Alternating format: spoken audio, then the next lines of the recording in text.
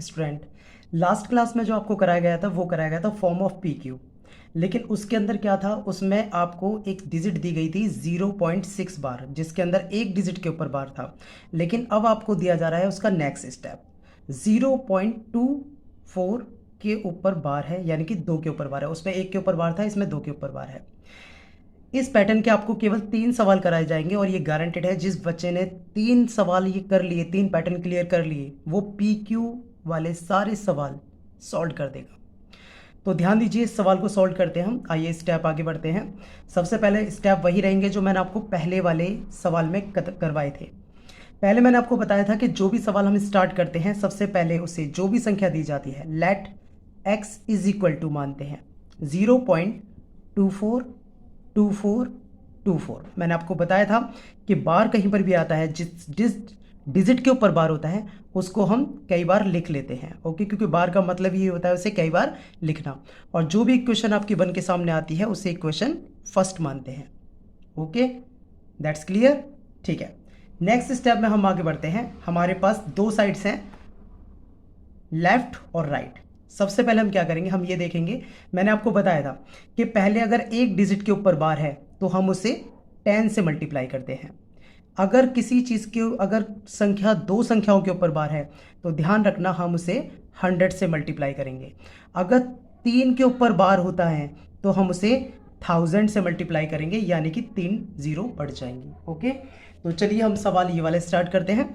सबसे पहले आपको सवाल दिया हुआ है, ये हमने इक्वेशन बनाई फर्स्ट।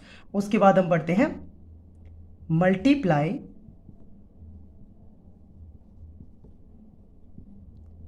बोथ साइड्स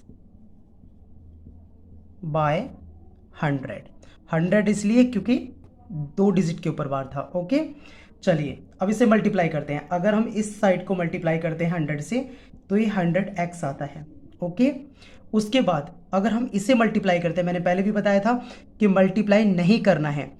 अगर आप 10 से मल्टीप्लाई करते हैं, क्योंकि 10 में एक जीरो होती है, इसलिए ये 1 पॉइंट जो रहता है वो एक स्टेप के बाद आता है। लेकिन क्योंकि यहाँ पे 2 जीरो हैं इसलिए स्टेप 2 डिजिट के बाद आएगा। तो इसका आंसर बनेगा 24.24 24 और 24।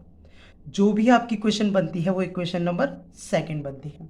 ओके, इसके बाद नेक्स्ट स्टेप आपका बस ये रह जाता है कि सेकंड इक्वेशन में से फर्स्ट इक्वेशन को माइनस करना होता है। ओके, तो माइनस करते हैं चलिए, लेकिन इससे पहले हमें लिखना पड़ता है, स्टेटमेंट देनी पड़ती है। Subtract first equation from second. चलिए सेकेंड स्टेप में से घटाते हैं। सेकेंड इक्वेशन आपकी ये वाली है, तो पहले ऊपर ये लिखेंगे 100x is equal to 24.242424। Is that clear.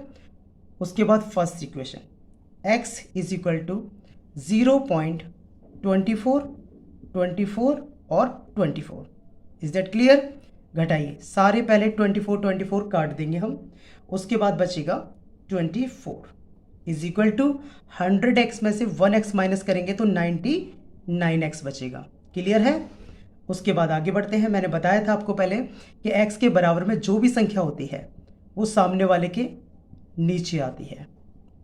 Okay, अब अगर ये किसी डिजिट से कट सकते हैं तो काट दीजिए। ये 3 से कट जाएगा, 3 8 ज़ा 24 और 3 3 ज़ा 9, 3 3 ज़ा 9। तो फाइनल आपका आंसर आता है 8/33। Is that clear.